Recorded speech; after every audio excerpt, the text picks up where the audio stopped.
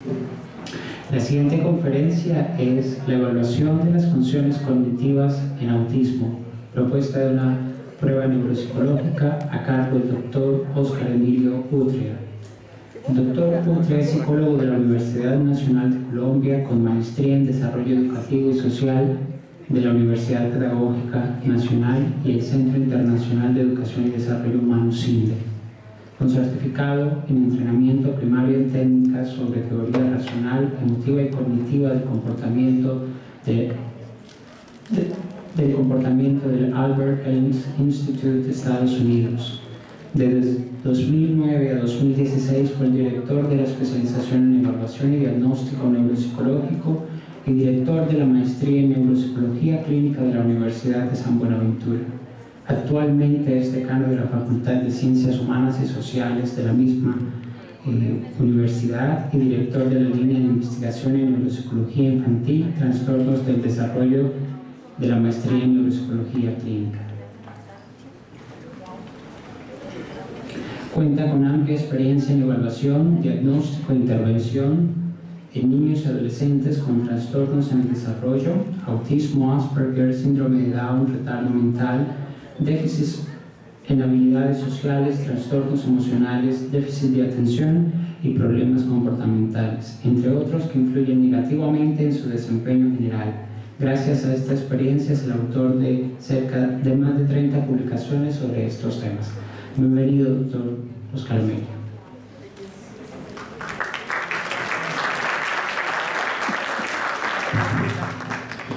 Bueno, buenas tardes.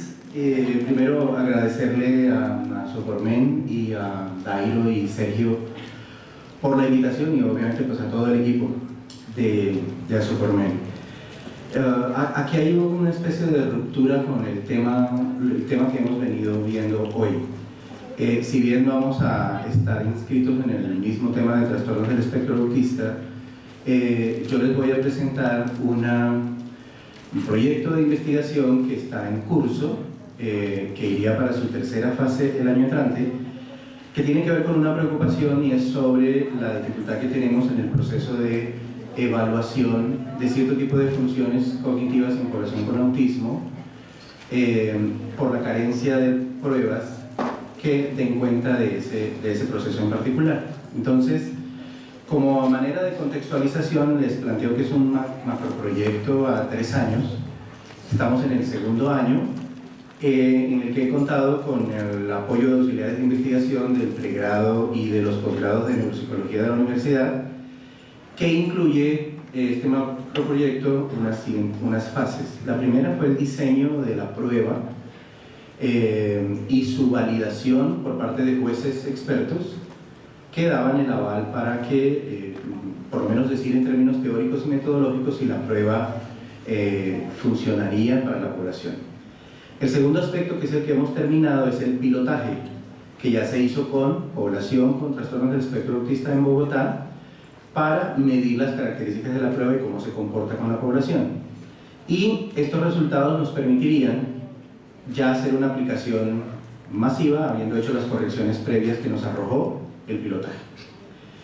De eso entonces yo les voy a hablar, y dentro del contexto de la presentación, de las razones por las cuales contar con una prueba que tenga estas características va a ser importante, no para el diagnóstico de niños con trastorno del espectro autista, sino para niños ya diagnosticados en las cuales necesitamos saber cómo está el funcionamiento cognitivo y los resultados de dicho proceso, cómo nos podrían permitir establecer mejores programas de intervención individual, ¿no?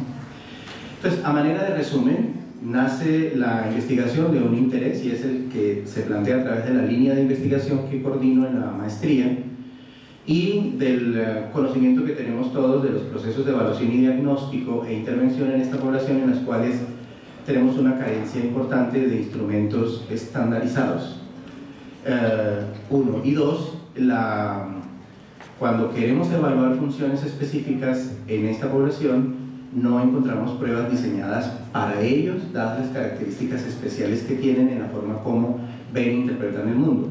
Entonces, buena parte de las pruebas que se utilizan para evaluar procesos como atención, lenguaje, memoria, funciones ejecutivas, son pruebas no hechas para la población, sino adaptadas para ellos. Y regularmente ahí encontramos una dificultad significativa en saber si realmente el resultado está atendiendo a las características de la población. Entonces, como les mencioné, corresponde con lo que es diseño, validación y pilotaje hasta la fase en la que estamos. ¿En qué consistió todo el proceso? En el diseño de los ítems. Tuvimos en eso un cuidado en revisar la literatura. Los ítems son propios, se diseñaron bajo una lógica de que las características de la población con autismo indican una preferencia por estímulos visuales y que además los estímulos visuales estuvieran carentes de color en buena parte y de expresividad en términos de las imágenes, que no hubiese imágenes que tuvieran algún contenido emocional por la dificultad que ellos tienen de mirar ese tipo de imágenes o rostros o algo parecido. Además, contratamos a una diseñadora para que las imágenes fueran homogéneas en términos de su estructura y pues no copias bajadas de algún lado. Para el diseño de los ítems, pues tocó revisar todas las pruebas que de alguna manera existen para evaluar la población y hacer todo el proceso de revisión por parte nuestra. Como les digo, se hizo validación de los ítems, contamos con 21 jueces expertos, 15 teóricos en neuropsicología infantil o en neuropsicología clínica o expertos en neurodesarrollo y que trabajaran con la población, y 6 jueces metodológicos que ya evaluaban el aspecto más de tipo técnico de la prueba. Se construyeron 314 ítems, la inmensa mayoría están montados en el computador y algunos tienen el diseño de imágenes por fuera, pero es más visual que cualquier otro canal.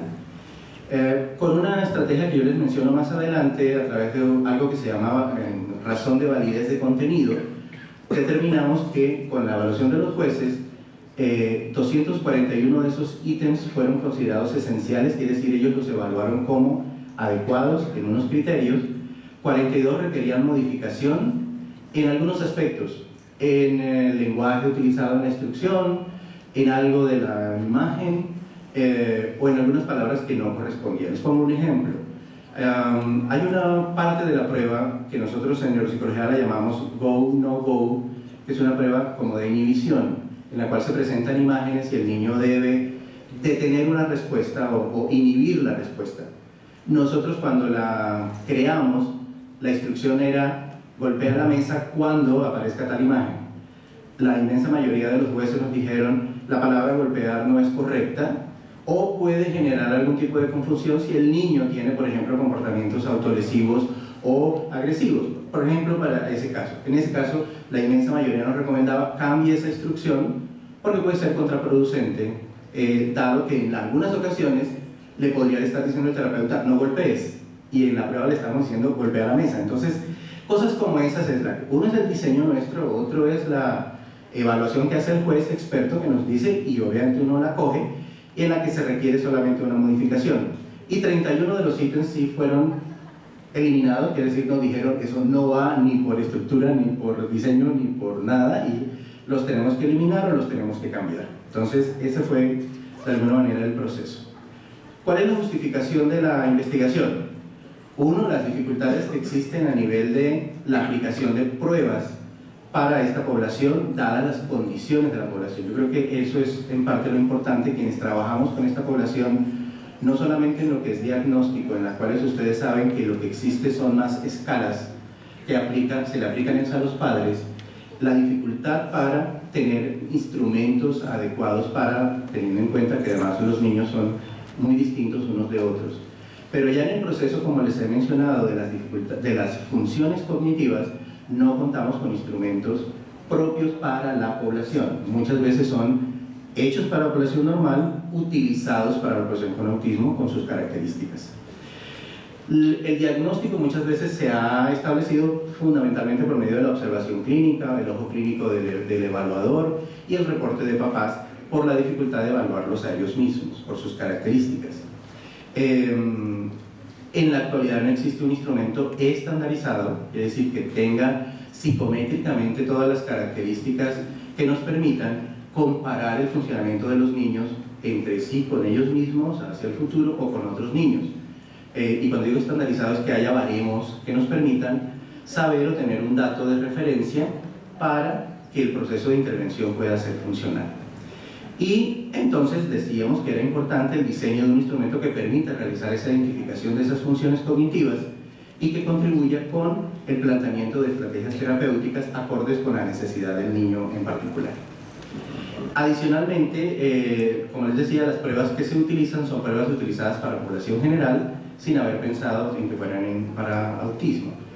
Por ejemplo, es muy común que si queremos evaluar funcionamiento cognitivo, inteligencia, la gente use cualquier escala Wechsler del WIRSI o el WIS, prueba no hecha para esta población, o el KBC, que es una prueba que evalúa inteligencia de manera mucho más breve, pero esas pruebas fueron creadas hace mucho tiempo y no fueron creadas para la población. Entonces, muchas veces los resultados no sabemos si están siendo el resultado obtenido realmente coherente con la medida. Y una cosa importante en las pruebas es que midan lo que tienen que medir, ¿sí? En ese sentido. ¿Qué implicaciones tiene la utilización de una prueba que no sea adecuada para la población? Pues la posibilidad de utilizar diagnósticos cerrados o la posibilidad de que los resultados no correspondan con el grupo poblacional que tenemos de referencia. Y hoy en día hay una enorme prioridad para, en el trabajo en lo que tiene que ver con evaluación y diagnóstico, en tratar de que se homogeneicen los procedimientos diagnósticos, pero no en el proceso de evaluación cognitiva. Entonces, como resultado final de eso, pues es desarrollar herramientas adaptadas a la población para evaluar funcionamiento cognitivo y neuropsicológico de la población con trastornos del espectro autista. Esa fue la justificación. Como les mencioné, en la evaluación y en el diagnóstico existen una serie de instrumentos que incluso han mostrado una serie de validez a lo largo de la literatura en el mundo. Hay unas muy buenas pruebas para evaluación y diagnóstico. El SSQ, la entrevista diagnóstica ADR, la ACACIA, el IDEA de Rivière, son algunos instrumentos que son utilizados por buena parte de la población, ahí no están todos, son muchos, pero muchos de esos instrumentos o cuestionarios son listas o escalas de chequeo que en algunas ocasiones llena el papá o que llena el terapeuta después de tener un previo conocimiento del niño. En evaluación neuropsicológica no hay ninguna prueba que cuente con baremos para niños y niñas con trastornos del espectro autista. Ustedes ahí abajo, yo creo que esta presentación les queda en la memoria, tienen las referencias que los pueden llevar a hacer las consultas respectivas. Nuestra investigación se centró en 4 grandes variables, o sea, la prueba se diseñó en estos 4 aspectos: atención, memoria, lenguaje y funciones ejecutivas. Obviamente con una justificación de que estas variables en los niños con autismo tienen un funcionamiento particular. Pero definido estamos planteando que la atención es el proceso por el cual el ser humano selecciona información que es relevante para él y que pues, está en el ambiente y que ingresa a través de los sentidos. En eso vamos a ver ahorita que la población con autismo tiene formas distintas de procesar la información proveniente del medio en casi todas las formas de atención: alternante, dividida, focalizada y demás. En cuanto a memoria, tenemos una diversidad de respuestas. Ustedes saben que hay una tendencia a que ellos tengan una muy buena memoria visual, una buena memoria espacial, pero no siempre una buena memoria de trabajo y otros tipos de memoria que son más funcionales. Entonces, la memoria definida como una capacidad para que el ser humano codifique, almacene y recupere información es el concepto genérico que manejamos. En el lenguaje, todos creo que también tenemos claro que la población con trastorno del espectro autista tiene una forma particular de hacerse entender o comunicar, en la cual la mayor gran dificultad es la de iniciar y mantener una conversación con otro que tenga una hilación y sentido. Y como se ha mencionado en otras presentaciones previas, una de las cosas que más nos interesa es que se comunique, porque la comunicación va a favorecer buena parte de los procesos de disminución de conductas disruptivas en ellos. Pero pues una parte no se comunica, y por eso lo que hemos visto hoy de utilizar las estrategias visuales, las agendas visuales u otros medios de comunicación alternativo sí son importantes, son bien claves en ese proceso, pero necesitamos saber cómo está su proceso. Los niños nos suelen sorprender porque en muchas ocasiones la estructura de la frase es muy buena, pero es muy inusual, es decir, puede resultar una frase muy bien estructurada en un momento y no la vuelven a decir durante X más un tiempo largo, entonces uno se sorprende por esa forma tan particular en la cual manejan el lenguaje. Y las funciones ejecutivas, que es la función más reciente de formación o la que se demora mucho más tiempo en madurar, son fundamentalmente las acciones que están involucradas en el control voluntario y consciente que un ser humano tiene de toda su conducta.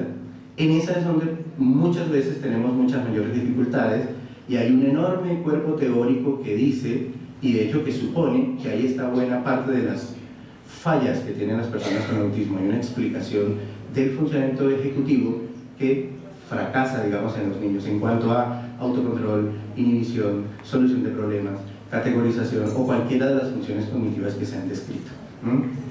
De manera particular, como les decía, en atención que tuvimos en cuenta, atención focalizada, que la revisión un poco de la literatura nos mostraba que hay una tendencia en los niños con autismo a ser hiperselectivos o a tener un exceso de focalización en ciertos estímulos. Tienden a no mirar el todo, sino a veces partes de ese todo, y en esa parte se quedan pegados o se quedan circunscritos. Y dificultad para cambiar el foco atencional de ese objeto. A nivel de atención sostenida, una tendencia a estar hiperalertas y la falta de atención a estímulos sociales, porque esos suelen no mostrar interés. Por eso la tendencia a no mirar a la cara y a no reconocer los gestos que los demás hacemos para comunicarnos. En cuanto a atención selectiva, generalmente la orientación de la atención está enfocada a estímulos que no son relevantes para nosotros, pues para ellos sí. Ahí dice irrelevantes porque nos parece que no son relevantes para nosotros, para ellos sí pueden serlo. Pero hay una tendencia que le prestan atención a aquello que no parece ser lo que a nosotros nos llama la atención. En cuanto a atención alternante, dificultad en el control y la alternancia de estímulos que compitan en el ambiente para dar una respuesta adecuada. Y en atención dividida, dificultades para codificar y representar elementos sensoriales a nivel de los estímulos físicos. Entonces, una dificultad para la representación de ese estímulo, que luego tiene que ver también con otro problema, y es la dificultad para que ellos puedan ver en un objeto una cosa que el objeto no es, ¿sí? Porque el objeto, la mirada muy literal de las cosas hace que el objeto que se les está presentando es ese objeto y no puede ser otra cosa, ¿sí? Entonces, si uno le dice que piense que ese objeto es algo distinto, les cuesta mucho trabajo hacer esa separación entre lo real y lo que pueda ser ficticio. La siguiente variable es memoria, que tenía tres componentes: la memoria sensorial, la memoria de trabajo y la memoria a largo plazo. A nivel de lo encontrado en la revisión, pues nos dimos cuenta que, como creo que todos lo saben, quienes trabajan con esta población, que la memoria verbal de alguna manera puede ser superior a la media cuando los niños tienen lenguaje, pero hay alteraciones en algunos aspectos de la memoria visual, dificultades en funciones mnésicas complejas, que es cuando se les pide recobrar información relacionada con algo que han guardado. Muchas veces el reporte de la información es tal cual o literal, no haciendo un análisis de ella. Y la alteración más importante es a nivel memoria de trabajo, que es la información que recogemos inmediatamente para poder trabajar o funcionar de manera cotidiana. En cuanto al lenguaje, hacemos referencia a tres procesos: el proceso de comprensión, percepción y retención de la información, la parte de adquisición del desarrollo lingüístico y la producción del lenguaje. En ese sentido, ¿qué encontramos? Escucha selectiva y ecolalia en sus dos tipos, inmediata y diferida, déficit en el lenguaje expresivo y comprensivo, eso creo que todos lo tenemos claro, más la tendencia a ver a un trastorno del espectro autista ligado a un trastorno más global del lenguaje. De hecho, hay teorías que suponen que aquí está inmerso un trastorno pragmático del lenguaje, del uso del lenguaje. Hay distintas explicaciones al respecto. Y la falta de gesticulación y expresión facial, que muchas veces nos hace difícil conectarnos con ellos porque no sabemos qué es lo que nos quieren estar expresando debido a la falta de gestos y de expresiones. A nivel de funciones ejecutivas nos centramos en 3: inhibición, flexibilidad y planificación. No son todas, pero teníamos que tomar alguna decisión sobre qué medir. Hay fallos en la inhibición, ellos no, muchas veces ni siquiera la inhibición motora de frenar o fallos en que puedan controlar de manera consciente su conducta. Dificultades en autorreflexionar sobre su propia conducta, cómo la están llevando a cabo. Fallos en orientación hacia el futuro, en la idea de yo cómo planeo. Todos los que trabajamos con esta población sabemos que a ellos les cuesta mucho trabajo tener como planeación y perspectiva del futuro de qué va a pasar más adelante, son más bien muy centrados en lo inmediato. Hay perseveración, que es una conducta problemática, hay una falta de lógica inductiva y hay dificultades de anticipación, ¿sí? Y justamente por eso es que requerimos decirles con anterioridad qué es lo que va a pasar para que puedan estar preparados y los cambios en el ambiente no les generen tantas dificultades. Bien, eso es, digamos, como el marco teórico fundamental. ¿En qué va la fase que desarrollamos? Que es lo del pilotaje. El pilotaje, fundamentalmente, lo que busca medir es el grado en que un instrumento, en este caso la prueba que hemos diseñado, mide la variable que pretende medir. Hay 3 tipos de validación: de contenido, de criterio y de constructo. La de contenido es en la que estamos, porque es la pertinencia que tienen esos dominios, la atención, lenguaje, memoria y funciones ejecutivas, medidas a través de jueces expertos, los que les mencioné, los 21 jueces. Ellos nos dicen, con unos criterios en particular, si eso que hemos diseñado tiene una estructura, tiene un lenguaje, tiene una redacción, es clara, es coherente, y ellos lo califican. La validez de criterio se hace cuando existe una prueba comparativa para que yo pueda, aplicado a las dos, decir si se comportan igual. En este caso no aplica porque no tenemos una prueba paralela que nos los permita hacer, pero la idea es que exista. Y de constructo es el grado en que esa medición de esa prueba creada logra ser consistente en el futuro. ¿Qué quiere decir? Que aplicada hoy, aplicada con niños similares en edad y nivel de desarrollo, o aplicadas con otros, el mismo niño en un futuro, la prueba sigue midiendo exactamente lo que es. Eso es de constructo y eso sí sería un trabajo en una futura investigación. ¿Qué hicimos con el pilotaje? ¿De qué se trata? Ahorita yo les cuento cuál es la prueba, les muestro imágenes de cómo lo hicimos.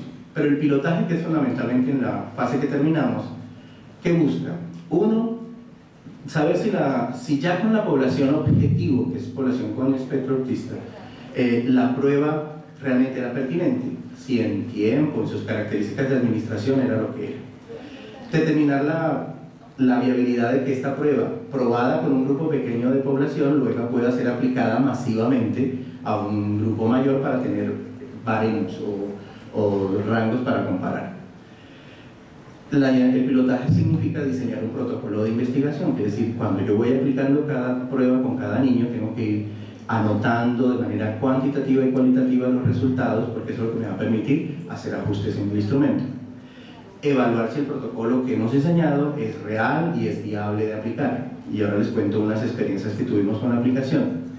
Establecer si la muestra obtenida, en este caso trabajamos con 32 niños, y aquí simplemente como paréntesis, a veces fue muy difícil conseguir la autorización de los papás, el tiempo en la institución para que les cedieran a uno el espacio para la aplicación. De todas maneras, no se pretendía que la muestra fuera significativamente mayor porque, como le digo, es un piloto. Entonces, un piloto es simplemente una muestra pequeña, aunque pudo haber sido más amplia. Evaluar si el método de selección de los participantes es adecuado. Ahí nos encontramos con un problema más adelante. Identificar problemas logísticos, ¿sí? Por ejemplo, del material, del computador o de la tablet, del tiempo. Nos dimos cuenta que era necesario que el terapeuta que conocía al niño estuviera presente durante la aplicación, porque le generaba más confianza. Nos dimos cuenta que era enormemente importante que al niño se le anticipara que iba a ser evaluado, o por lo menos que iba a pasar por esa tarea, porque les recuerdo que los cambios les cuesta mucho trabajo. Eso lo tiene uno que prever y lo sabe es cuando empieza a hacer la administración de la prueba. Porque una cosa es lo que dice el teórico, que nos hizo la validez de contenido, pero realmente la prueba de fuego es con la población real. El teórico puede decir otro montón de cosas que no siempre se ajustan. estimar la variabilidad de las respuestas para determinar el tamaño. La prueba tenía que aplicarse toda, independientemente de los fracasos de los niños en los ítems. Cuando se está haciendo el pilotaje, no se frena la prueba porque yo ya no puedo seguir respondiendo. ¿Por qué? Porque si nos equivocamos en el orden de complejidad de los ítems, yo tengo que aplicarla toda para saber si algún ítem quedó mal ubicado, y muy probablemente el ítem 15 lo contesta, aunque el 14, 13, 12, 11 no. Y eso me va a dar indicaciones de cómo puedo yo ajustar ese proceso. Entonces la prueba tiene que aplicarse toda en su extensión completa, así haya fracasos previos en los ítems. Bueno, recolectar datos preliminares de los niños en términos de la caracterización demográfica, determinar recursos obviamente económicos, cuánto me demora, cuánta gente necesito, qué equipamiento necesito, y aquí también les cuento más adelante qué cosas tuvimos en cuenta. Habíamos pensado que era una prueba que se podía aplicar en menos tiempo, nos tomó más tiempo del indicado. Habíamos pensado que la podía hacer una persona, nos dimos cuenta que tenían que ser dos. Ese tipo de condiciones y del manejo del material son los que uno prueba en el pilotaje. Obviamente, a partir de eso, desarrollar un futuro plan y entrenar a los co-investigadores, a los que iban a aplicar la prueba conmigo. Hay que tener un protocolo bien claro de que el estudiante que me iba a ayudar, los estudiantes de la maestría que me iban a ayudar, tenían que tener el mismo nivel de entrenamiento que tenía yo en ese caso para la prueba, para que sea homogéneo, porque de lo contrario, cada cual que aplica tendría su estilo particular y ahí no estaríamos probando absolutamente nada. Reducir y revisar si es posible un estudio de pilotaje nuevamente, si todas las estrategias anteriores hubieran fracasado, administrar el instrumento de la misma manera en que se administrará posteriormente, replantear los ítems que no son contestados como se esperaban. Ustedes ahorita van a encontrar que existieron unos ítems de algunas pruebas en las cuales encontramos dos efectos: efecto suelo o efecto techo. Entonces, en el efecto suelo nadie contestó, y en el efecto techo todos las contestaron. Entonces uno dice, algo en las dos cosas no está bien. Es decir, si fue tan difícil que ninguno de los 32 niños la contestó, esa prueba tiene un problema. Pero si fue tan fácil que todos los 32 la contestaron, también tiene problemas, porque al diseñarla esperaríamos que hubiera un nivel de dificultad creciente entre que los ítems primeros son más sencillos y los últimos ítems son más complejos. Entonces el problema ya fue nuestro en el diseño. Obtener retroalimentación de los participantes, eso no es fácil por la dificultad para comunicar, pero de todas maneras sí observábamos cosas cualitativas como el cansancio, el reporte del terapeuta que estaba al lado, que nos daba indicaciones de cómo poder interactuar mejor con los niños. Eliminar los ítems, como les mencioné, que tenían extrema dificultad o que terminaban siendo innecesarios. Evaluar cada ítem de acuerdo a un rango de respuestas, de menor a mayor dificultad. Y monitorear todos los ítems. Como les mencioné, la prueba tiene que aplicarse completa, independiente si lleva fracaso tras fracaso tras fracaso desde el primer ítem, ¿sí? Porque no sabemos. Bien, eso es como el marco genérico de la construcción. ¿Qué preguntas nos hicimos de investigación? En la fase de validación, recuerden que son 3 fases. La primera respondía si los ítems estaban bien diseñados. La segunda, que es esta, es cuáles eran los resultados de esta validación en la fase de pilotaje de este instrumento, de las funciones cognitivas de atención, memoria, lenguaje y funciones ejecutivas en niños de 6 a 12 años con trastorno del espectro autista. Tuvimos que tomar una decisión sobre el rango de edad, porque pues, nos implicaría mucho mayor esfuerzo pensar desde niños más pequeños, y aquí requeríamos un cierto nivel de aprendizaje previo de algunas cosas en lectoescritura, ¿sí? No quiere decir que no se pueda hacer con los años menores y los años posteriores, pero el trabajo de construir una prueba no estaría fácil, por eso es que hay tan pocas, ¿sí? Entonces hay que empezar, digamos, como por algo. ¿Cuáles fueron los objetivos? El general pues, es desarrollar la validación del instrumento, y los específicos, tratar de describir cómo se comportó el instrumento con la población. Vale recordar que a las mamás y a los niños y a la institución, como beneficio del proceso de participación en la investigación, se les ofrecieron obviamente ciertos, digamos, sumos beneficios. A los papás se les entregó un informe del resultado de la administración de la prueba. A la institución se le ofreció unos talleres para papás con relación a lo que la institución hubiese definido. Algunos escogieron algo del manejo del estrés, de trabajo, de vivir con un niño con estas condiciones, ya eso dependía. Y el otro objetivo pues, es analizar los aspectos, como les he mencionado, de aplicación, instrucciones, tiempos de aplicación y demás, de cómo se comportaba la prueba. Es un estudio descriptivo en su primera fase, es un diseño no experimental de corte transversal, tiene una lógica de el diseño de un instrumento psicométrico, por lo tanto es un tipo de investigación, digamos, que es válida. Ya en términos del método y de lo que usamos, en principio, si bien luego utilizamos los 32 niños, lo que más teníamos en cuenta era lo que llamamos unidad de análisis, que son los instrumentos que construimos. Son primero las puntuaciones de los jueces expertos que nos evaluaban estas categorías: pertinencia del ítem, efectividad, estructura, redacción, claridad y lenguaje de cada ítem. Los jueces tenían 4 opciones de puntuar, de 1 a 4, siendo 1 el ítem no cumple con el criterio evaluado, 2 el ítem requiere modificaciones en relación con el criterio y la idea era que colocara la observación de qué modificación él consideraba que ameritaba, el ítem mide adecuadamente el criterio, que es un 3, y 4 el ítem cumple de manera satisfactoria con el criterio evaluado. O sea, esta era la forma en que cada juez calificaba cada uno de los 314 ítems, ¿sí? Se requirió de convencer a los jueces de que hicieran esta tarea con por lo menos un mes de plazo entre la entrega y la devolución, porque era mucho trabajo. Se les mandó una carta a cada juez haciendo la solicitud formal, se les mandó digamos, el formato para que ellos entendieran cuáles eran los criterios que queríamos evaluar y su definición, qué es pertinencia, qué es efectividad, qué es estructura, qué es redacción, qué es claridad, qué es lenguaje. ¿Listo? Y diseñamos una matriz en Excel muy sencilla pero muy útil, en la cual en la primera columna pues está el número de la diapositiva o el número del ítem, están los criterios que ellos van a medir: pertinencia, efectividad, estructura, redacción, claridad y lenguaje, y están las 4 opciones de respuesta, las que les mencioné, de 1 a 4, de tal manera que solamente al juez le correspondía poner una X, ¿sí? Pero es que el Excel nos permitía que luego podíamos importar eso más fácilmente a una matriz nosotros y no llenarnos de papel, porque el papel tocaba pasarlo uno a uno. Entonces digamos que nos facilitó. Y las observaciones acá cuando el juez mencionaba algo relacionado con la estructura, el lenguaje, la frase o la extensión o algo de la imagen en particular. Esta era la manera en que el juez contestaba: ponía la X según lo que él consideraba en cada uno de los criterios y colocaba algún tipo de observación si consideraba que la había o no la había. Esta, de manera resumida, porque como son 21 jueces, pues no se los puse todos, pero para que ustedes den cuenta, ya lo que hacíamos nosotros es, arriba ya dice juez 1, 2, 3, 4, 5, 6, ahí lo corté, y voy colocando lo que el juez 1 dijo de cada uno de los ítems, y pongo y pego todo lo de los jueces. Luego eso, se hace un análisis del criterio de validez para saber cuánto me dio el ítem 1, ¿sí?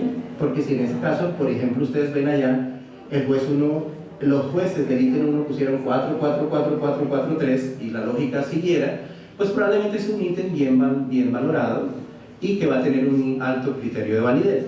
Pero podría haber otros ítems que no, hay unos con puntuación de 2, por ejemplo, ¿sí? Bueno, eso lo da la fórmula final al respecto.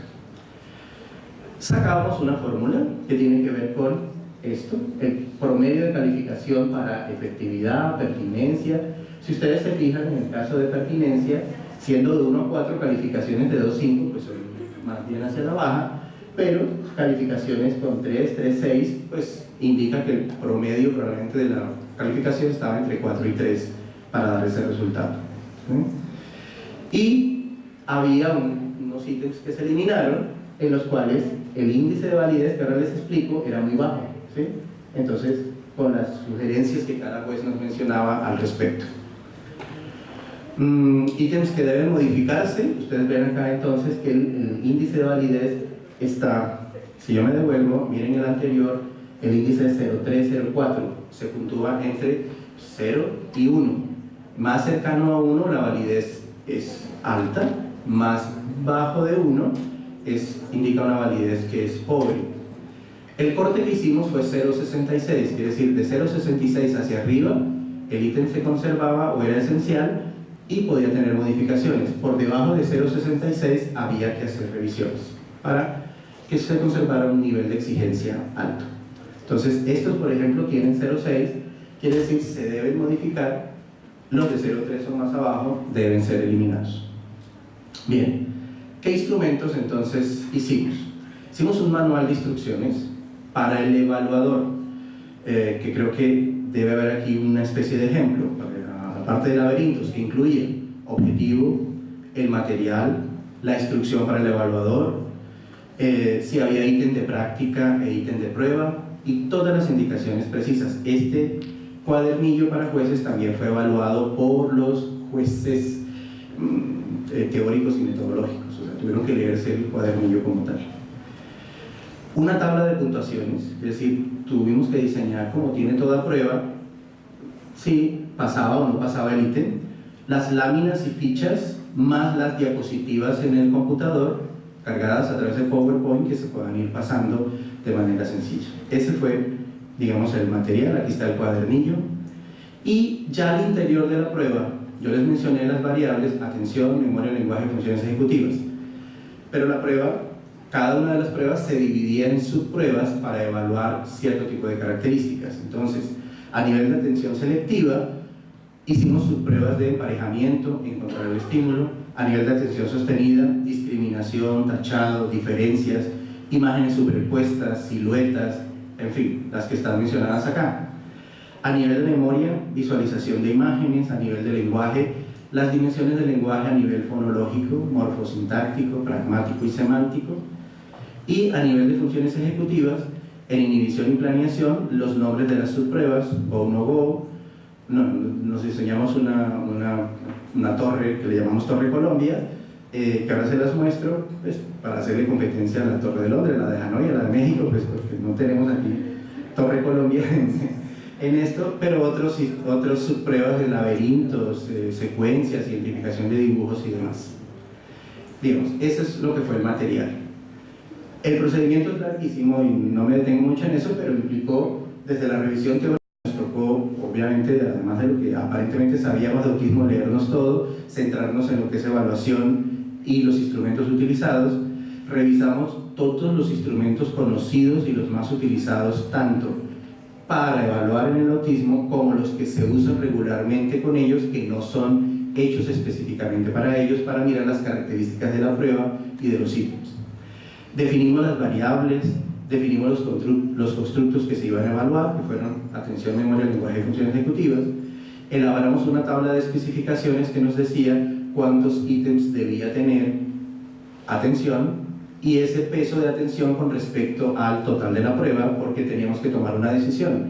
Nos parece más importante que haya más ítems en atención que en funciones ejecutivas. Tenía que tener una explicación. ¿Por qué pongo 50 ítems aquí y 42 acá? Eso tiene que estar explicado en términos de un peso relativo de los ítems con respecto al total de la prueba. Se hizo el análisis, selección, diseño de los reactivos, que es cada ítem.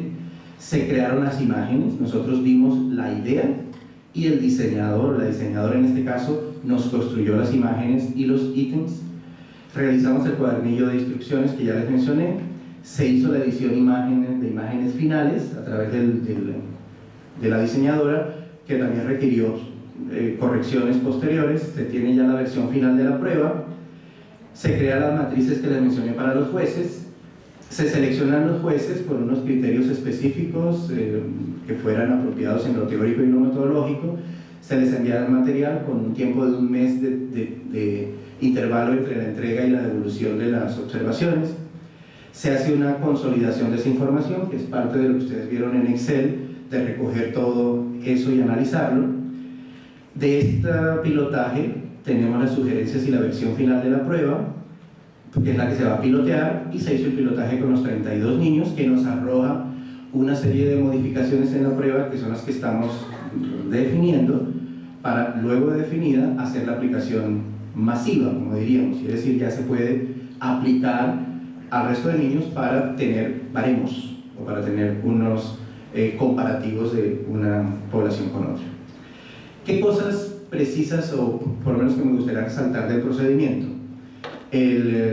La adaptación de los ítems y la creación del cuadernillo de calificación. No fue tal vez la tarea más del comienzo de la investigación y la más difícil, porque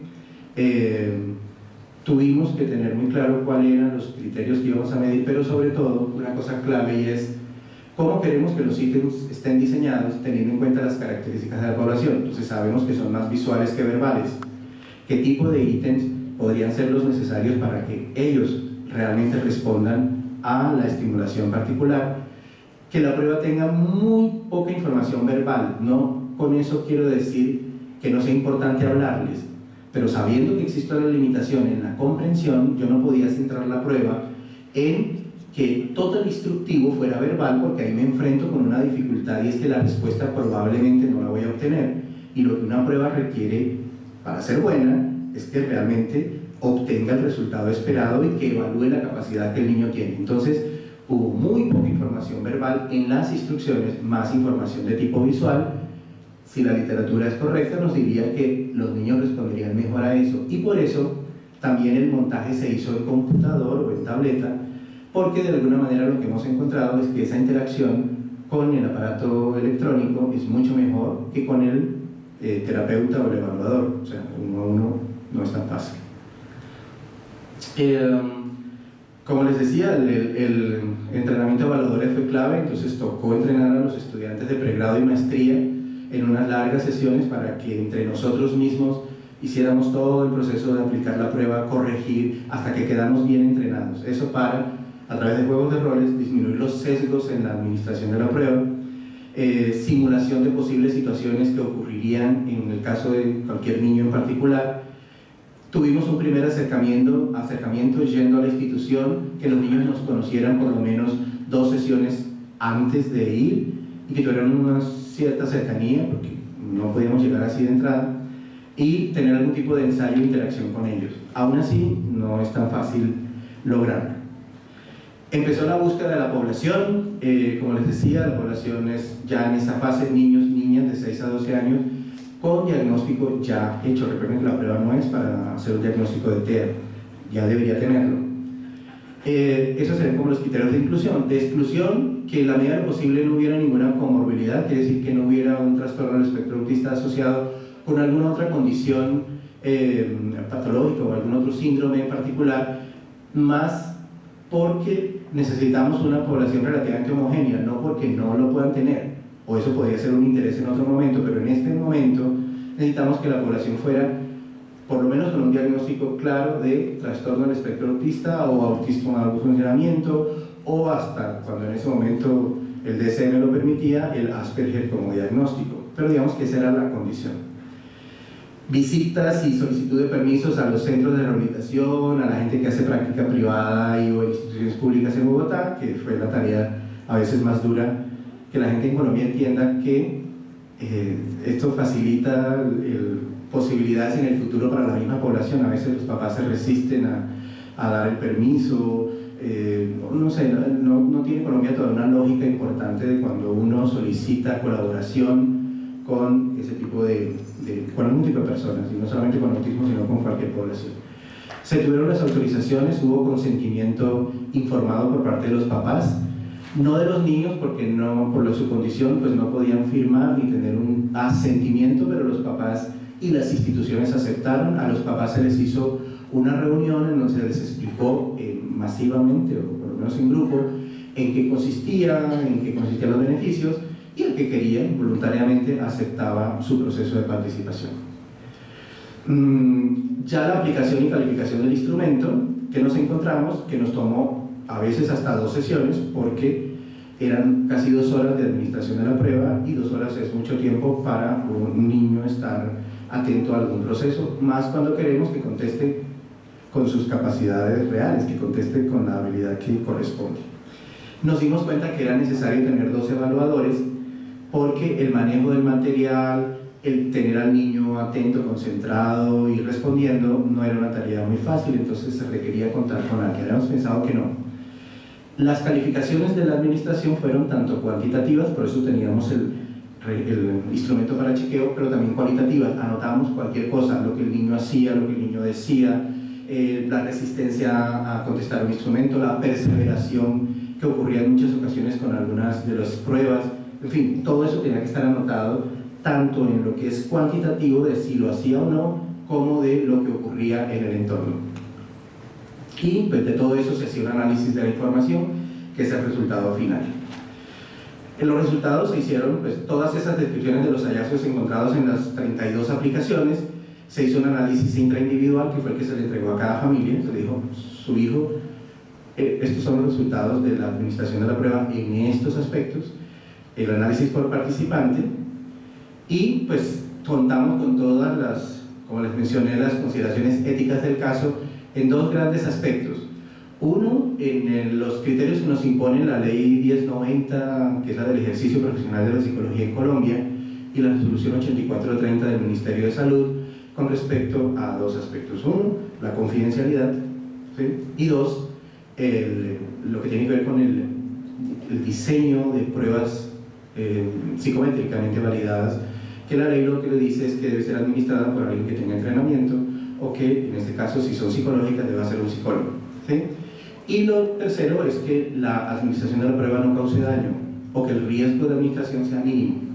Y evidentemente pues la administración de la prueba no le hace daño a nadie, o no tenía una implicación de una posible afectación para el niño en particular. Entonces, cumpliendo esos criterios, digamos que las consideraciones éticas están cumplidas. Ya en relación con los participantes, los 32 niños, obviamente y por obvias razones, la mayoría eran niños. El 89% eran niños, el 11% eran niñas, y las edades oscilaban. El mayor grupo estaba alrededor de los 9 años, 10 años, y se distribuían entre 6 a 12 según lo que tuvimos. Aquí desafortunadamente nos tocaba los que nos autorizaran, o sea, no hubiera esperado, por ejemplo, que el número de niños de 8 fuera igual al de 9, 10 y 11 y 12, pero pues eso demoraría más el proceso mientras obtenga autorización. Entonces, hasta ahí es, digamos, lo autorizado. El nivel socioeconómico estaba distribuido en estratos 3, 4 y 5, o sea, alto, medio y digamos, medio bajo. Y la escolaridad, los niños estaban asistiendo a escuela regular y por las tardes asistían a instituciones en Bogotá en las cuales recibían algún tipo de apoyo terapéutico en algún área en particular o algún refuerzo específico. ¿Qué resultados en genérico y cualitativos encontramos? Uno, en la duración. Habíamos pensado que era menor, nos demoramos casi 2 horas, nos tocó partir la administración. Encontramos el funcionamiento de los ítems. Algunos ítems nos dieron información importante en las que se veían reflejadas las características de la población misma, de sus características conductuales, por ejemplo la perseveración, ¿sí? Muchas veces no terminaban el ítem hasta tanto no estuviera bien hecha y bien completa, y ese tipo de cosas también demoraba la administración de la misma, porque uno pensaría que la hacen y ya no, hasta que no quedaba todo relleno, todo hecho, o el laberinto bien completado, por su aspecto perseverativo, pues no terminaban y no podíamos interrumpir, porque necesitábamos era justamente mirar todo. Entonces no era ya, sino espere hasta que conteste y termine y todo eso regístrelo. La forma de aplicación también fue un aspecto que nos dimos cuenta. Una parte donde había un cuento, nos dimos cuenta que no funcionaba mostrado en lápiz y papel, lo tuvimos que montar en el computador y nos funcionó mejor. Algunas de las láminas, por un asunto del diseño nuestro, no quedaron bien de tamaño, tocó cambiarlas. Ese tipo de cosas, sobre la marcha en las primeras administraciones, tuvimos que hacer los ajustes para que luego sí fuera homogéneo el proceso. Y como les mencioné, el tipo de instrucción requerida fue uno de los aspectos más importantes a tener en cuenta, a ver si había claridad y comprensión en ellos al respecto. Algunas de las cosas genéricas que encontramos, ¿sí? Por ejemplo, que teníamos que tener un ajuste entre la administración y el cuadernillo de los jueces, de los evaluadores. Entonces, que la respuesta correcta estuviera incluida en el cuadernillo, porque aunque uno no lo crea, si eso no está claro, el que está aplicando la prueba tiene que saber si la respuesta que el niño dio era la que era. Entonces, mejor que esté, por obvio que parezca, porque si no, ¿cómo lo califica? Modificar en algunas pruebas, muy pocas había tiempo de respuesta. Nos dimos cuenta que era necesario o quitarlo de pilotaje o ampliar los tiempos o dejar que el niño contestara hasta cuando quisiera, porque no podíamos poner la limitación del tiempo. porque la medida lo que nos iba a dar es que un niño se demorara 2 minutos, el otro 8, y eso es lo que nos va a permitir decir en promedio cuánto puede demorar este ítem. Ajustar imágenes, algunas nos quedaron con algunas sombras, tocó hacer la corrección para que no hubiera ningún distractor en la imagen, porque ya sabemos que ellos se pueden centrar en algún aspecto de la imagen que podría no ser el relevante. Reordenar algunos ítems, replantear hay lo del libro, por lo menos hay un ítem en que presentamos un libro en el que no era muy clara la respuesta de los niños porque no se le veían las hojas, entonces el niño no lograba identificar qué era eso realmente. Y revisar el nivel de dificultad, porque les mencionaba que había ítems que ellos contestaban siendo de los últimos cuando los previos no los habían contestado. Eso requeriría un análisis específico. Eso en atención. En memoria, modificar instrucciones, tiempos, modificar orden de los ítems, facilitar la manipulación del material. En lenguaje, facilitar la manipulación del material ayudaba a que ellos tuvieran un mejor contacto con él y tener claridad sobre lo que debían responder. Incluir estímulos visuales que acompañaran la lectura. Hay una partecita en la que tienen que leer un cuento, pero era mucho mejor si estaba a nivel de la pantalla y no solamente lápiz y papel. Modificar instrucciones en funciones ejecutivas e incluir estímulos visuales que acompañaran la prueba cuando no los habíamos contemplado. Bien, aquí hay algunos ejemplos. Por ejemplo, de qué fue lo que diseñamos.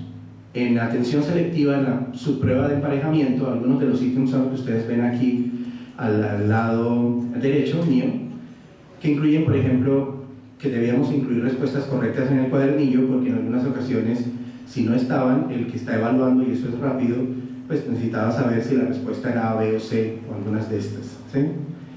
Algunos de estos ítems nos mostraban dificultad en la respuesta correcta, el niño tampoco lo sabía, entonces eso nos daba algún tipo de información. En la atención sostenida, la idea era que discriminara el estímulo y se sugería, por ejemplo, o sea, se sugiere con el pilotaje que debe ampliarse la cantidad de estímulos durante la fase de práctica. Todas las pruebas tenían fase de práctica, que es cuando yo espero que el niño entienda la instrucción antes de pasar a la fase de prueba ya real, que es cuando ya voy a medirlo. Pero la fase de práctica era importante porque es donde yo debo tener claridad sobre si el niño entendió o no la instrucción. Esta actividad de la mano, la que ustedes ven en la parte media, generalmente era un distractor porque cuando se presentaba la mano ellos la alzaban como imitando la acción y no lo habíamos previsto, entonces ya la prueba tienen que quitar esa imagen porque con una inusual regularidad ellos veían la mano y levantaban, pero nadie les había hecho la instrucción, simplemente por alguna razón eso generaba esta respuesta específica, ¿sí? Bien, en atención sostenida, en la parte de diferencias, modificar instrucciones. Esta imagen de abajo hay que modificarla en la imagen de gatos y conejos, porque aunque ustedes no lo crean, tienen diferencias los conejos y los gatos, pero no eran tan visibles o tan previsibles, entonces o hay que hacer más evidente la imagen o hay que colocarla en una posición distinta en particular. Esta es la imagen del libro. Esta imagen del libro uno pensaría que es un libro que todos reconocen y ellos no, ¿sí? Por alguna razón no decían que era un libro.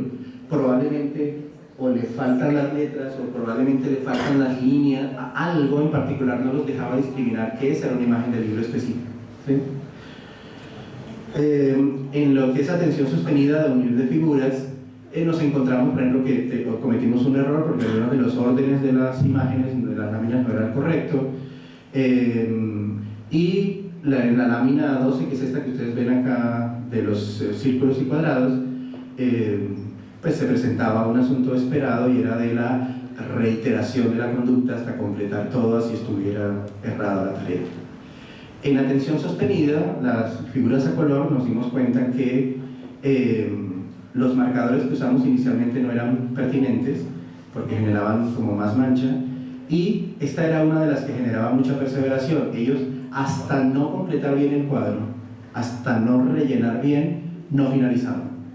Habiendo entendido la instrucción de forma correcta, era un asunto de mucho detalle hasta cumplir. Eso, por ejemplo, no lo habíamos previsto y uno tendría que hacer los ajustes respectivos en ese caso. Encontramos unas de efecto techo, en las cuales les decía, nadie completaba la tarea, eso tenemos que revisarlo.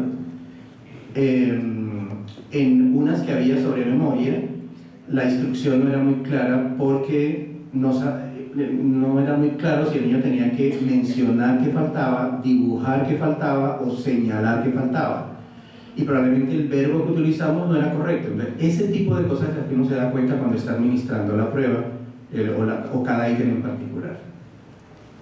En cuanto a las frases, lo que les mencioné, la manipulación del material sí permitió una mejor respuesta cuando ellos podían coger. Diseñamos el material en láminas plastificadas, no las finales, porque no sabemos cómo nos va a funcionar, para que ellos pudieran armar las frases y poder hacer su proceso. Fue necesario, como de pronto decía la doctora hoy, tener las bolsitas plásticas para cada subprueba e ítem, porque eso genera para uno mucho mayor control de qué es lo que voy a ir presentando para los ítems en particular. Había algunas palabras, sobre todo las que estaban en mayúsculas, que no les habíamos puesto tilde, y es un craso error, pero tenían que tenerlas porque ellos sí son muy juiciosos con eso y eso podía afectar la respuesta. En la relación de dibujos con frases, en este caso, cada uno de estos cuadros que ustedes ven iba separado en la pantalla del computador. Lo que nos dimos cuenta era que era necesario que hubiera unificación entre la imagen y lo que le estábamos pidiendo, porque de lo contrario podíamos estar mirando en memoria y no otra cosa, ¿sí? Como les dije, el material de manipulación tocó organizarlo en paquetes y fue necesario disminuir el tamaño de las letras porque es pues ya error de uno, cuando las mandamos a cortar, algunas se superponían con la otra y a ellos eso les generaba una incomodidad de que la letra no encajara tal cual, y era la letra correcta, pero no encajaba porque tapaba la siguiente.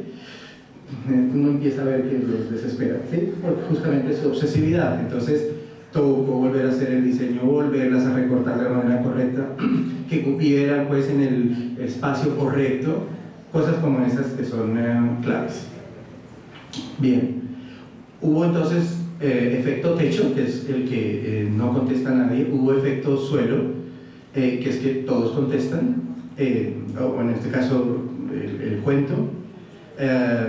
Hubo unas actividades con un muy alto nivel de motivación, por ejemplo, sopa de letras, les generaba mucho interés. Además, el hecho del manejo de esto es plastificado de tal manera que permite el borrar y volverlo a aplicar en adelante, pero digamos que en la mayoría de los niños esto generaba un alto interés. Eso pues es tener en cuenta eso tanto en las tareas que uno hace como en las actividades que les puede proponer. Como les mencioné, en la prueba Go, No Go, fue necesario, eso se va presentando en la pantalla del computador y uno programa cuántos segundos aparece una imagen para que él vaya corriendo de manera, digamos, de una vez sin que uno manipule, para que el control del tiempo sea siempre correcto. Que nos dimos cuenta que era necesario, como algunas imágenes se repiten, si ustedes ven aquí, sapo, sapo, ¿sí? Si el computador no tiene un salto, uno no alcanza a identificar que la imagen cambió. Entonces fue necesario introducir entre sapo y sapo o sapo y gato una pantalla plana o algo que indicara que ha cambiado. Eso no lo habíamos previsto, porque de lo contrario uno veía la imagen y como esa cambia inmediatamente y es muy rápido, pues esa percepción no se da. Cosas como esas. En el caso de la Torre de Colombia, que es la que ustedes ven acá, pero lo de Colombia es por los colores de la bandera fundamentalmente, pero tiene la misma lógica de las torres que existen para evaluar planeación o para evaluar cualquier otra función relacionada con ello. Era que el evaluador tuviera claridad sobre la cantidad de fichas disponibles para el niño y modificar el criterio del número de movimientos que tenía que hacer, porque esta imagen que ustedes ven al lado tenía además unos dibujitos en los cuales, además del color, estaba relacionado con un animal en particular, y esa imagen era la muestra de lo que él tenía que hacer con las fichas que se le iban asignando en particular. Pero eso también tuvo una alta motivación por el color, por la idea de manipulación de las fichas que se van encajando en los palitos, y que eso generalmente es atractivo. En una actividad de funciones ejecutivas de la granja, la instrucción no mostró mucha claridad porque no se sabía en qué momento la primera instrucción llegaba hasta un punto y desde dónde seguía la siguiente. No lo habíamos previsto, entonces toca aclarar esa parte. En algunas de secuencias no era muy clara cuál era la secuencia que debía reproducirse, y analizar la posibilidad en esta que está abajo más compleja de ir retirando las láminas con imágenes de muestra para que la ejecución fuera más real, porque si yo las voy dejando todas, pues eso genera mucha mayor, digamos, confusión. Bien, les explico cómo fue lo del índice de validez, para que ustedes me entiendan cómo sacamos los resultados. El índice de validez es una propuesta que hacen estos autores. Tristán en el 2008 es un autor mexicano que nos plantea una fórmula sobre la cual poder establecer los criterios de validez según el número de jueces que uno tenga para evaluar una prueba, un instrumento o cualquier cosa. Entonces, ahí está la descripción. Es un modelo en el que NE hace referencia a la cantidad de jueces que valoran el ítem como pertinente y en el número total de jueces que valoran el ítem, generando estos, digamos, criterios. Como es de 1 a 4, si la puntuación es entre 1 y 1,9, el ítem no es necesario, debe eliminarse. Si está entre 2 y 2,9, es útil, pero no esencial, quiere decir, podría requerir modificaciones. Y si la puntuación, quiere decir, todos los jueces han puntuado, solamente son números enteros, 3 o 4, el ítem se considera como esencial, quiere decir, tiene una alta valoración por parte de los, en este caso, 21 jueces. Esto se traduce a una valoración que es la que les mencioné, que va de 0 a 1, ¿sí? Entonces, cuando la puntuación total es 1, quiere decir todos pusieron 4, el ítem se conserva. Cuando la puntuación estaba entre 0,67 y 0,99, el ítem se conserva, pero hay que ajustarle o hacer alguna modificación según lo que los jueces hayan planteado. Y entre menos de 1 o 0,66 se elimina y debe reemplazarse el ítem. Esto para que los criterios pues sean estrictos y realmente queden los ítems que son los más válidos. Decisión final de todo esto: 241 ítems fueron puntuados con 1, 42 ítems requerían modificación y 31 ítems debieron eliminarse de la prueba. En total nos quedaron 283. Cuando digo ítem, es un pantallazo, es un ítem, ¿listo? O una presentación de unas letras es un ítem. No, que 283 parece un montón, pero porque como era la evaluación de los jueces, cada lámina debía ser evaluada como pertinente en todos los aspectos. Bien, este es, pues, no sé si alcanza a ver, pero ya el análisis que hicimos en relación con cómo puntuaba. Si tienen 4, pues está indicando que el ítem es esencial, o las valoraciones acá que daban al respecto. Comentarios acá: el ítem no cumple con el criterio evaluado, debe ser modificado o requiere modificaciones, o mide adecuadamente el criterio. Ya hacíamos los ajustes con respecto a lo que nos habían planteado. Ya en términos de la aplicación a los niños, los 32 niños, no les traje los 32, sino un paquetito aquí como de 12, pero como eran 283, nos dimos a la tarea de tener los datos de la administración a esos 32 niños. Y por ejemplo, el P1 es el niño 1, 265 ítems son contestados correctamente, ítems incorrectos 15, no contestados 3. Ahí está un análisis ya de cómo les fue en general a los niños con los ítems, ¿sí? Ese es otro tipo de información con respecto a la prueba. Y así sucesivamente teníamos los datos de, ya luego por función, atención, memoria, lenguaje, funciones ejecutivas. Si ustedes observan, los ítems correctos son un porcentaje significativo de la aplicación, son menores los incorrectos o los no contestados, aunque les dije que se pretendía que contestaran todos los ítems. Había ítems que los niños se resistían a contestar o no daban respuesta, pero tocaba administrarlos para observar ese proceso. Más ejemplos de las respuestas, ¿sí? En general está el número de ítems por cada prueba, total 283, la media de los ítems que se contestaron de forma correcta y el porcentaje de ítems de la prueba contestados correctamente, que ustedes ven que oscila entre 69 y 82%. Quiere decir que sí, de alguna manera la prueba estaba midiendo lo que habíamos pretendido medir. Como resultado de todo esto, ¿qué encontramos entonces? Primero, la prueba fue aplicada con el fin de realizar un primer pilotaje, porque podría ser que nos generara la idea de que hay que hacer otro. Se obtuvo retroalimentación de la prueba y de la administración, se identificaron los ítems con dificultad. El tiempo de la prueba pues terminamos definiendo que es pertinente, pero se sugiere eliminar ciertos ítems que la prueba nos arrojó que no funcionan, y todo eso está asociado con lo que la literatura dice de por qué es importante hacer el pilotaje, que es la parte que está debajo. El material visual y manipulativo que utilizamos generó mucho mayor nivel de motivación y mejoraba el desempeño de los niños. Entonces, eso es un elemento a tener en cuenta, y que ellos puedan tener control sobre el material. Es claro, pues el control lo debe tener usted, pero me refiero a que el niño pueda, en el ítem que sea requerido, poder hacer manipulación y uso de él, porque parece que eso a nivel sensorial pues es un canal adicional que le permite dar una mejor respuesta.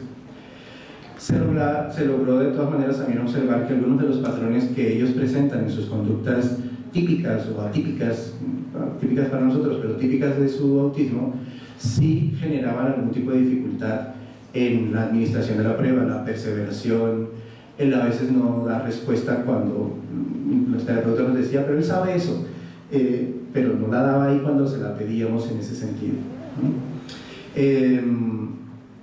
Bueno, nos dimos cuenta que era clave tener una escala de funcionalidad previa a los niños que se hacía administrar la prueba, que podría ser una escala que la llenaran papás o la llenaran los profesores, para tener una muestra mucho más homogénea. Eso no lo tuvimos en cuenta y sería clave hacerlo. Como les decía, había pruebas de efecto techo y efecto suelo que hay que mirar y hay que revisar al interior de los ítems. Y en general todo el diseño, todo lo que nos costó un primer año, consideramos que fue unos buenos ítems apropiados. Hay que hacer correcciones en cuanto al planteamiento de algunos de los reactivos, hay que dar continuidad al proceso de validación. Lo que tenemos que hacer con los reactivos nuevos es que tienen que volver a pasar por el proceso de validez, quiere decir que yo, si construyo nuevos reactivos o ítems, tengo que volver a someterlo a jueces por la misma lógica, y cuando la prueba esté nuevamente estructurada, volver a hacer el pilotaje para que todo quede correcto, por eso la demora en hacerlo. En relación con las áreas que evaluábamos, pues encontramos que los estímulos visuales mediante medios electrónicos eran una muy buena estrategia. Generar el manejo de los niños con computadores y tablets es de una alta motivación por el componente visual. En la memoria auditiva visual, pues también sabemos que ese canal, digamos, es importante en ellos y era una buena respuesta. Encontramos exceso de focalización en ellos, dificultad para variar el foco atencional entre diversos estímulos o estímulos novedosos. Entonces había estímulos que ellos pues no estaban acostumbrados a ver y les generaban mucha mayor detención ahí antes de pasar entre uno y otro. Atención hacia estímulos irrelevantes se presentaba con mucha frecuencia, escucha selectiva o por lo menos respuestas a algunos ítems, a otros no, a la respuesta verbal. Memoria de trabajo afectada. Memoria de trabajo es el poder guardar en su cabeza la instrucción o información para trabajar sobre ella, y para una prueba es importante que la instrucción permanezca en la memoria para que el niño pueda saber cuál es la tarea que le estamos pidiendo. Dificultades del lenguaje a nivel desde la dimensión pragmática, semántica y morfosintáctica, pero pues eso es justamente lo que queremos medir, a ver cómo están en ese proceso. Fallas en la organización del lenguaje. También el estudio permitió determinar qué ítems deben ser modificados y que la prueba puede determinar niveles de funcionalidad. Quiere decir que la prueba sí nos puede servir para que, estando ya adecuada, la apliquemos a niños con el trastorno del espectro autista y nos va a dar información sobre su nivel de atención en los 5 componentes, su nivel de lenguaje en lo pragmático, lo semántico, lo morfosintáctico, a nivel de funciones ejecutivas, y esos resultados nos podrían permitir organizar las actividades de intervención o las tareas que requeriríamos en esas funciones específicas, en donde no solemos tener datos. Como recomendaciones, informar con anticipación a los niños para llevar a cabo el procedimiento, hacer la visita previa para que nos conozcan, que hayan consolidado la lectoescritura por el tipo de prueba que usamos, que la prueba nos permite establecer baremos para la comparación, continuar con el estudio psicométrico y en la medida de lo posible contar con un mayor número de participantes, pero pues aquí, como les mencioné, pues no es muy fácil y dependíamos más de una muestra clínica, que es donde es más difícil encontrar ese proceso.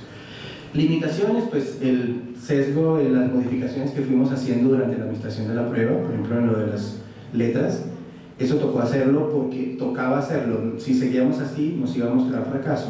Entonces nos dimos cuenta como en el segundo niño, y del segundo niño en adelante los dos primeros ya no sirvieron, de en adelante tocó hacerlo.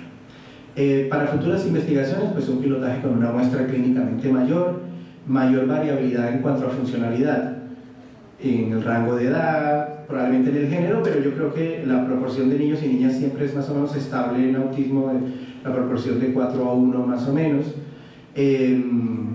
Realizar una comparación con un grupo control, probablemente para establecer el desempeño en dos tipos de población, niños normales de esta misma edad, con niños con este trastorno, para poder mirar si también la prueba se adecua o cómo se comporta con niños normales en ese sentido. Algunos de los ítems, para que ustedes tengan una idea de qué fue lo que hicimos en cada uno de los rangos, laberintos, la prueba de la torre, algunos de los ítems en lenguaje, y aquí ustedes ven unos ejemplos de algunas de las subpruebas con algunos de los ítems que están acá, ¿sí? Por ejemplo, miren, esta era la original que decía golpea la mesa al ver la rana. Esa nos tocó cambiarla porque golpear era la acción que no era conveniente. Esta es la torre, imágenes, laberintos, un mapa de la ciudad, que aquí no se ve muy bien, pero era mucho más amplio, y este es el proceso que seguimos con la prueba. ¿Qué esperamos? Que la prueba, en la fase en la que estamos para la investigación del año entrante, cuando ya yo termine este final de semestre, de adecuar todos estos cambios, hacer la nueva validación con los ítems nuevos, hacer las correcciones que les hemos mencionado que nos dio arrojo la prueba, y hacer la aplicación masiva. La aplicación masiva, ya ahí sí no puede ser contra entidades, sino vamos a conseguirme el mayor número de población posible con trastorno del espectro autista para que el rango mayor me permita tener datos comparativos y ahí sí sacar los baremos que estamos requiriendo. Está pensado que era 3 años, pero yo no estoy tan seguro que en un año lo logre, entonces pues tendría que ser mayor. Y esto lo que muestra también es una de las dificultades de por qué no tenemos tantas pruebas hechas en Colombia y que son muy costosos de hacer. Miren todo lo que llevamos haciendo y aún no tenemos el final para contar con todo esto validado. Generalmente suelen ser muy costosas la realización de las pruebas, necesitamos el apalancamiento de una universidad que nos dé los recursos para ello, pero la gente no se le mide a esta tarea porque además pues toma todo el tiempo del mundo estar dedicado a hacer esto. Ya vamos para 3 años, aún no la tengo definida, entonces hay gente que no soporta tanta espera y quiere resultados más inmediatos. En este caso vamos a tener que esperar para tenerlo. Yo dejo abierta la posibilidad, igual aquí con Bucaramanga, en el momento en que esta prueba esté ya lista este año, podamos, porque me tocaría hacerla a nivel nacional, o sea, yo no puedo contar solamente con la población de Bogotá, porque si quiero tener datos que permitan comparar al país, necesito irme a Barranquilla, irme a Bucaramanga, irme a Medellín, irme a Cali, irme a tratar de mirar, porque no es que estoy diciendo que los caleños y los de Bucaramanga sean distintos, estoy diciendo que es necesario tener una muestra representativa del país si quiero que los datos se comporten igual aquí que allá y que sean de alguna manera homogéneos. Entonces, creo que estaré tocando la puerta de la Socormen en algún momento para decir, necesito ayuda, necesito mirar a ver qué hacemos para contar con un instrumento que espero les sea útil a quienes trabajan con la población para identificar cómo funcionan en estas áreas y que los resultados encontrados ahí les permitan a terapeutas o profesores mirar si yo puedo,